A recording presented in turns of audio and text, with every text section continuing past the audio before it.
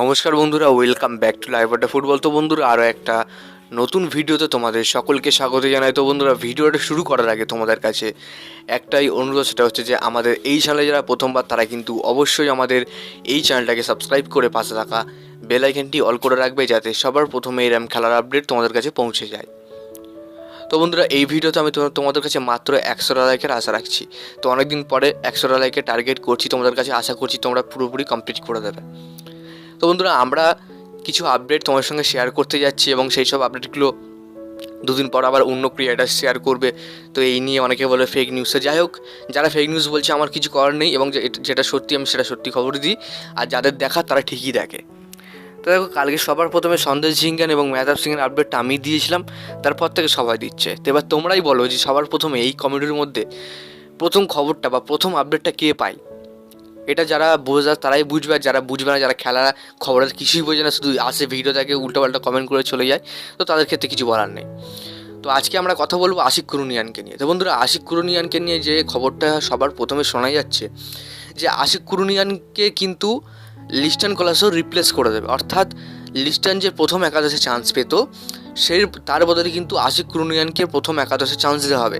এবং আশিক কুরুনিয়ানকে যেমন সেকেন্ড হাফে বা 60 মিনিটে 65 70 মিনিটে লাভাতো হোসে মলিনা, তেমন কিন্তু লিস্টনের প্রতি এটা কিন্তু হবে। এবং আশিক কুরুনিয়ান তার কিন্তু তার স্বপ্নের ফর্মে আছে, তার কিন্তু একটা অরা চলছে। তো সেক্ষেত্রে আশিক কিন্তু প্রথম একাদশে জায়গা করে নিতে পেরেছে, এটা কিন্তু খুব ভালো লাগছে। কারণ লিস্টন অনেক দিন ধরে প্রথম একাদশে জায়গা পাচ্ছে, তার একটু রেস্টে থাকা উচিত, কারণ বল প্রচুর নষ্ট করে তিনি। সামনের মৌসুমে আইএসএলে এএফসিতে কিন্তু অবশ্যই আমরা আশিককে দেখতে পাবো। ঠিক আছে, তো দেখা যাক কী করে ম্যানেজমেন্ট বা হোসে মলিনা, তিনি কী করেন, এটা এখন দেখার।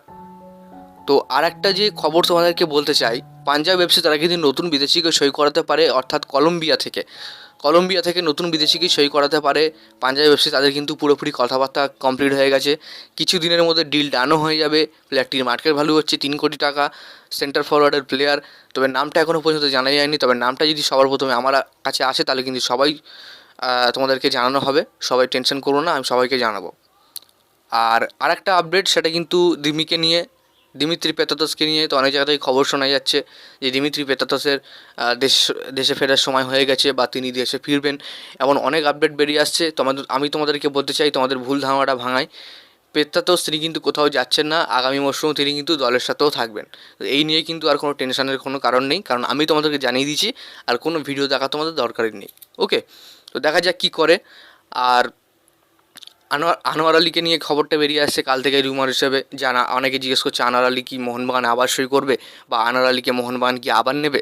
দেখো, মোহনবাগান এটা জিনিসের 14বার মুখ দেয় না, এটা সবাই জানে। যে যেখানে গেছে খুশি থাকে, সে সেখানেই থাক।